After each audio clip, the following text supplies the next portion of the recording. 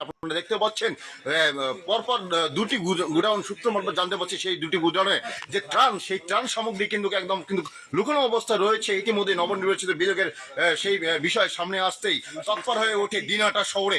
আর আপনারা দেখতে পাচ্ছেন দিনহাটা শহরে এই মুহূর্তে চাঞ্চল্যকর বিষয় একদম যে ত্রাণের অর্থাৎ ত্রিফল থেকে শুরু করে বস্ত্র এমনকি যে সাইকেল সেই সাইকেলও কিন্তু রয়েছে। সেই চিত্র কিন্তু আমরা তুলে ধরার চেষ্টা করছি। আমরা দেখতে পাচ্ছেন সব থেকে বড় চাঞ্চল্যকর বিষয় এই মুহূর্তে কিন্তু ফুটে উঠছে।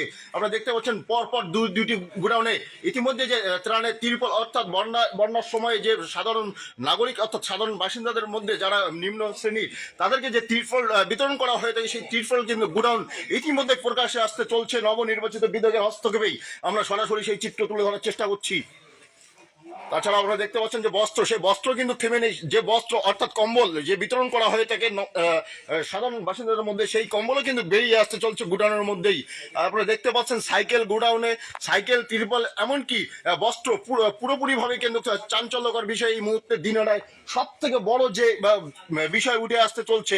আপনারা দেখতে পাচ্ছেন পরপর দুটি গোডাউনে ইতিমধ্যে এই তিরপল তারপরে কম্বল এমনকি সাইকেল বেরিয়ে আসতে চলছে। আর এই ঘটনাকে চাউর হতেই পুরো দিনহাটা শহরে চাঞ্চল্য কিন্তু ছড়িয়ে